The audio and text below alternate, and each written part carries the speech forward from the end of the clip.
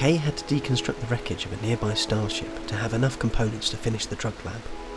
It could be used as a rolling station for the smoke leaf harvest, even if they didn't have the resources yet to make any go juice for Vix. McKay and Tomoko had made a breakthrough in their formula to produce the drug, but they required yayo for it to work. Yayo was a refined form of psychite that was extremely addictive. Rather than wait for a trade caravan to supply the yayo, McKay and Tomoko decided to start working on the synthesis of that drug too. If Cat Baz was going to be staying for much longer anyway, they'd have to give the waste to psychite in some form or another. McKay found working with Tomoko a smooth process, as the young lady was so easygoing and shared an interest in research. McKay's pursuit of knowledge, however, landed her in hot, or rather cold, water when she accepted a request to have a weather device activated in the skies above Redpine Valley. The Countess from the Shattered Empire had offered McKay the honour and gratitude of her house. That McKay was only really interested in seeing the effects of the artificial weather system. She calculated that the corn would still be fully grown by the end of the season, despite the fog blocking some of the sun.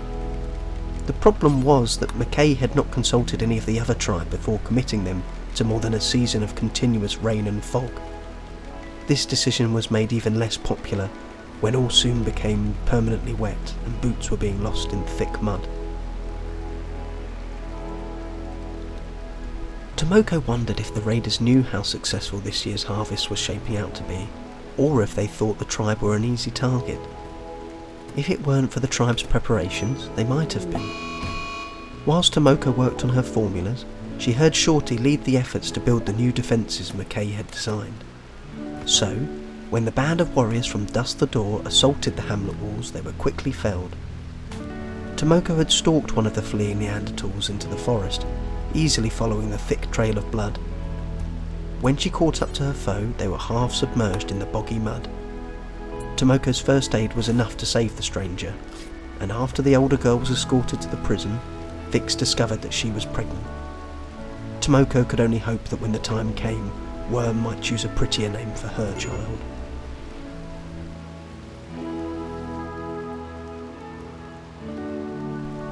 On the 1st of April 5502, Shorty became a man. Aging had different, more rapid rules on Planet Rim, but one's childhood still defined them. Over his years at the tribe, the world around him had shaped Shorty into a tough and quick man.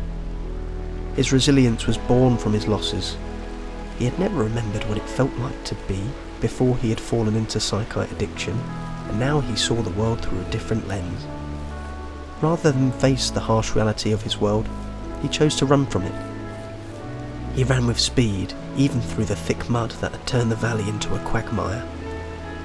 Shorty was volatile and never made sense of his feelings towards Shinichi, his mentor. The same mentor who had ripped his nose and ear from his head.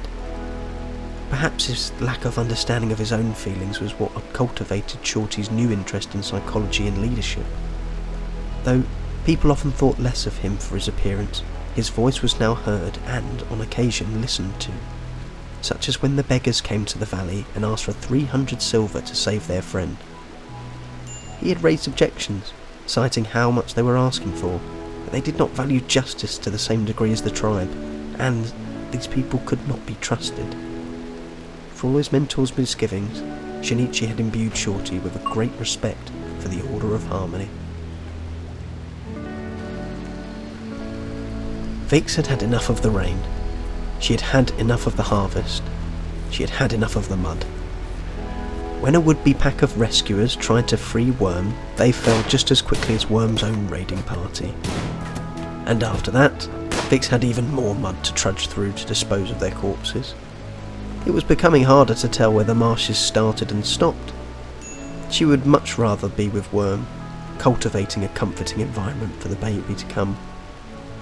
Vix had been happy to learn that McKay had received a gene pack for accepting the weather system, but both were bitterly disappointed when they soon realised this technology required proper storage facilities that they did not know how to acquire.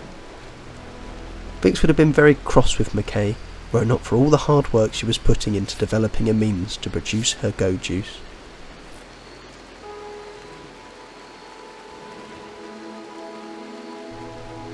The tribe could only find rain-sodden wood for their lanterns at this year's Harmonic Ascension Festival. After many discussions with Catbaz, Shinichi had finally explained the core values correctly, and Catbaz was looking forward to watching the ceremony from the prison window.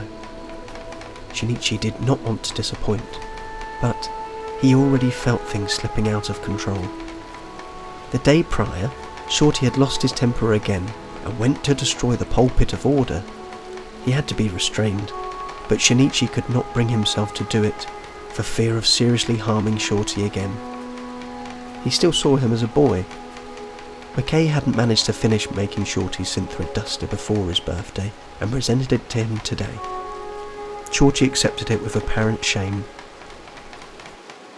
On the night of this year's Harmonic Ascension, Shinichi struggled to ignite his damp lantern, but when he did, he hoped for Shorty to find peace in his heart. In the fog and the rain, the lanterns were more beautiful than the tribe could have believed. They danced through the sky against the torrential assault of the rain without extinguishing. The sparkling spectacle was so bright it signalled to a group of travellers seeking refuge.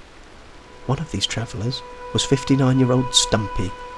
To Shinichi's surprise, Stumpy and the other visitors also followed the Order of Harmony. So, when Stumpy asked to stay, he was welcomed fondly, with no complaints from anyone. The Harmonic Ascension Festival was Shinichi's favourite time of year.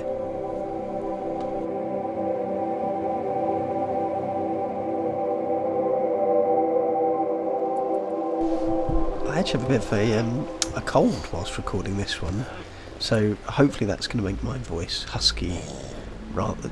Zombie, you be quiet.